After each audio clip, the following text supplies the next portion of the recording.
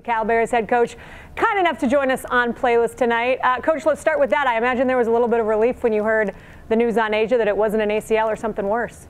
There was a ton of relief. I actually danced in the training room today when I saw her, did a bunch of high-fiving. So yeah, I mean, obviously in women's basketball, knees are such a scary thing. She's such an important part of our program, and any positive news was something that we were going to celebrate. Yeah, Christina Igwe calls her the heart and soul of that team, and it's hard to argue with that. It's been a great start to the season, no doubt about it. 7-0, you're ranked number 13 in the country.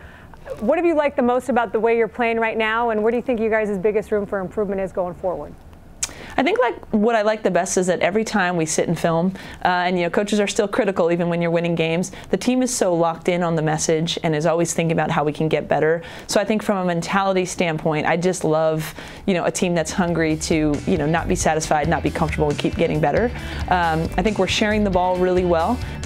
We'd like to be even more efficient on offense. I think we have, you know, too many good, you know, weapons, so to speak. Obviously, Christine is playing as well as anyone in the country, but I think the diversity of our offense, you know, with our guard play is something that if we can continue to be more and more fluid will be very tough to guard. Lindsay, you mentioned Christina Igwe, and I can't not ask you about her. She's always been fun to watch in her time in Berkeley, but it feels like, to me at least, she's on a different level this year. She just hit the 2,000-point mark for her career. As her coach, what are you seeing from her? Is there anything different this year?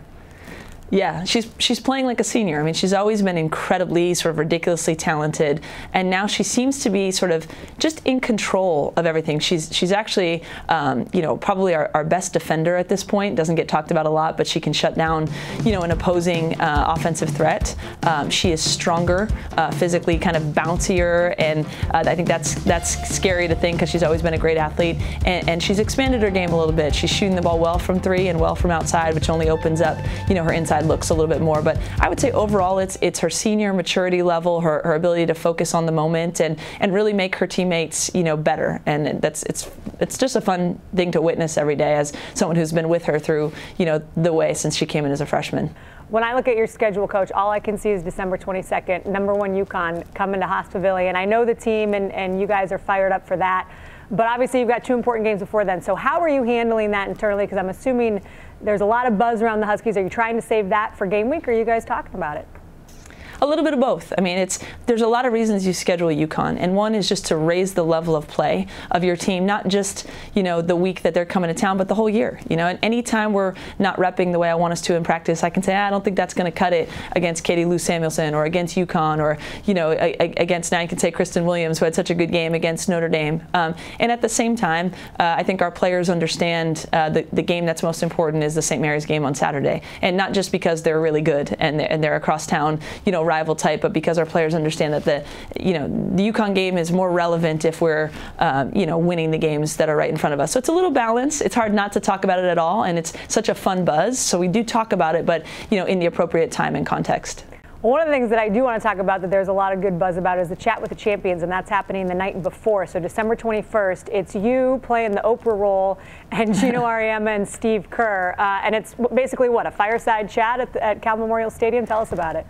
Exactly. So, you know, every once in a while I try to think outside the box, have some different ideas, and people know, you know, maybe my next life, you know, being Oprah would be a dream job. I've got a pretty good job now, but that would be a fun one for me. So I asked each of them if they'd be willing to take part in this. We're calling it a Chat with Champions because those are two of the greatest champions in our sport. But in addition to that, I think they have a lot to say intellectually, you know, on current events, on you know, the sport of basketball, and they're just really interesting, you know, human beings, and both, I think, really see the big picture in terms of helping women's basketball, you know, or being part of the communities that they're in. So I'm grateful to both of them for agreeing to do it, and I think it's going to be a really special night.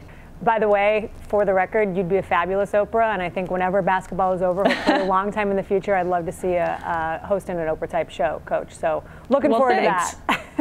Someday. We'll see how I do in this debut audition on the night of the 21st. I might be more nervous for that than for the game. We'll see. Perfect. Well, we'll be there, and we are looking forward to it. Coach, thank you so much for stopping by Playlist, and best of luck against St. Mary's on Saturday. Thank you, Ashley. Talk to you soon.